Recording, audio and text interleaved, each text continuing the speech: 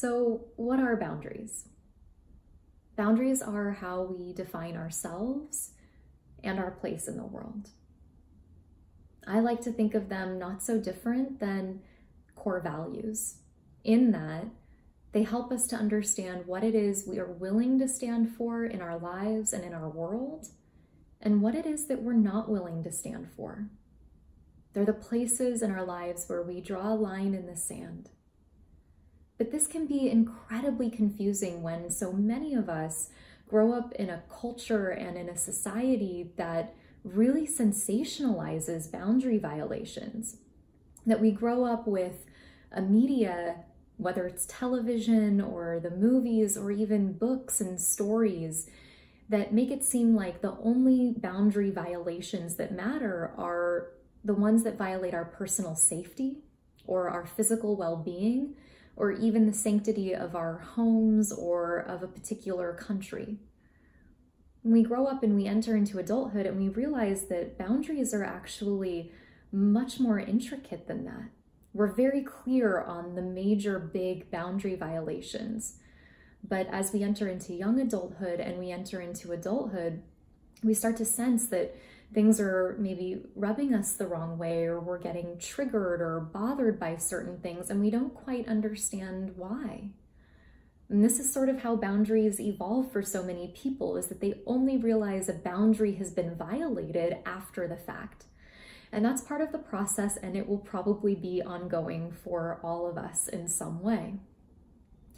But contemporarily, I feel like the number one thing I see is that students, clients, myself, that too often we say yes to things, when in fact, if we take a close look at our schedules, at our minds, and at our hearts, the answer is no. And we're afraid of no in some way.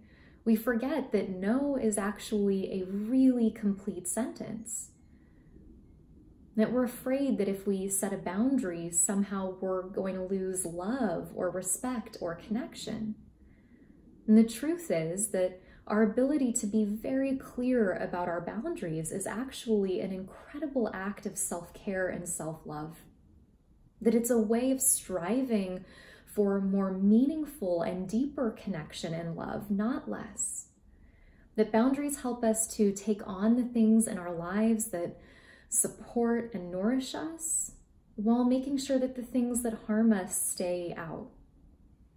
So when a boundary does get violated, when you realize you've overcommitted yourself, or you've said yes to something and what you really mean is no, or within your intimate relationship, if something is going on, even at work and with work colleagues, it can be incredibly helpful to have a trusted friend, someone who you can go to after the fact and have a conversation with and just kind of talk things through.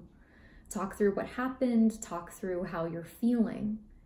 And then once you've grounded and you feel a little bit steadier and clearer, then you can go back and have the conversation and set the boundary from a place that isn't triggered in the sympathetic state, where you're not in that space of fight, flight, or freeze. And then that helps you stay connected really to how you want to communicate in the world. Do you want to communicate with kindness? Do you want to communicate with clarity?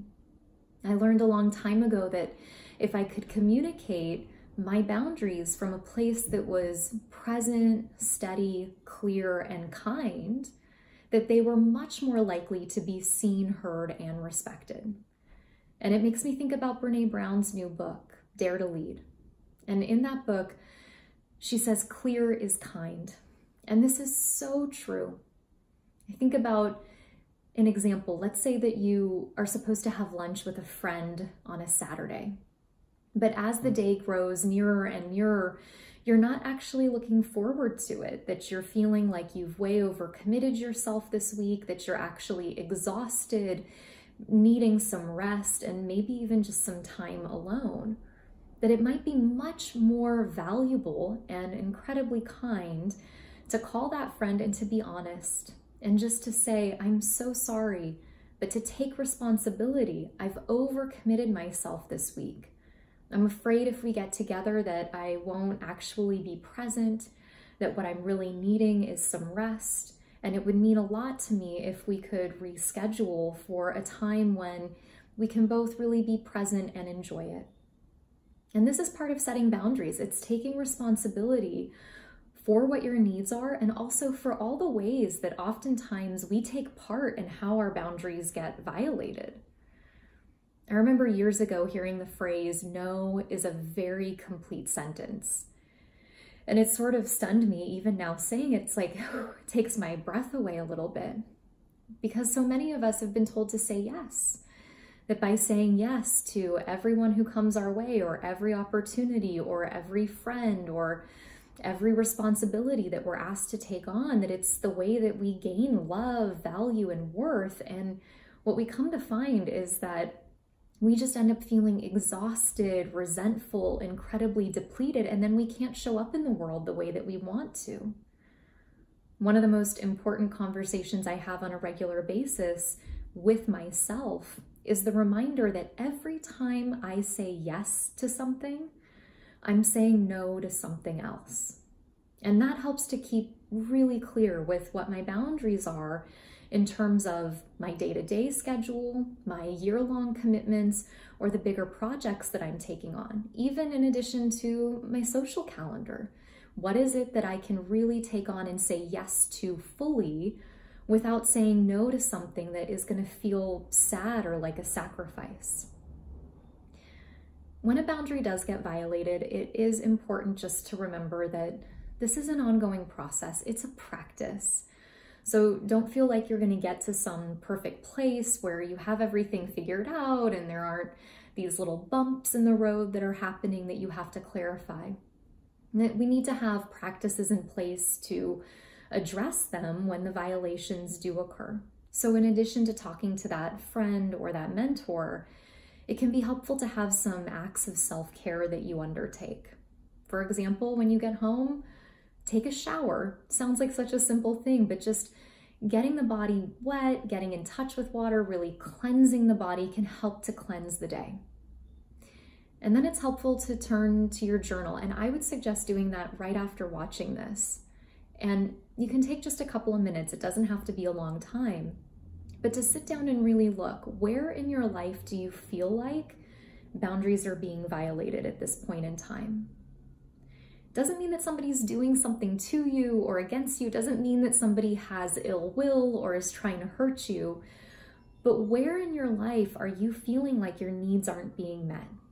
Are you taking on too many projects at work? Is your boss unaware of what your full workload and current commitment is? And do you need to have a conversation about that? Get clear. Is it with your own personal schedule? Do you need more time with friends socially? Do you need less time? So when you get clear on all the places or the few places where boundaries are currently being violated in your life, or where you feel like your needs aren't being met, then you can go back and take steps to address them in a way that is informed and wise. And really what that comes from is from listening. That this is why our yoga and our meditation practices can be so incredibly helpful.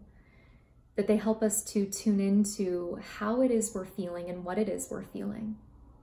That when we look back, whether it was Patanjali or the Buddha, that each one of them said that mindfulness of bodily sensations was really the key to the practice.